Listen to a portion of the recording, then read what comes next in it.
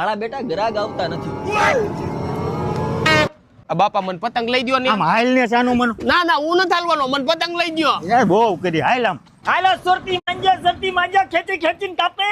શું છે આ ફિરકીનું? ફક્ત 450 રૂપિયા ખેંચી ખેંચીને કાપે હો. અરે બટા આ નો લેવાય, આમાં હાથ કપાઈ જાય. આને ઓલી બીજી બતાવો. આલી આ છોટા ભીમની ફિરકી ફક્ત 350 રૂપિયા. અરે આ તો બહુ મોંઘી છે, આનાથી સસ્તી બતાવો ને. સસ્તું જોઈશી? આલી આ લઈ જાઓ, આનું શું છે? ફક્ત 25 રૂપિયા. જો બટા આ લેવાય, હાથમાં લાગે નહીં. આમ મોઢું બગાડમાં હજી પતંગ લેવાની છે ને. આ બાપા મને જો ઓલી પતંગ લઈ દ્યો ને. કઈ આ હા ઈવડી 450 નું બાજ આવે હો.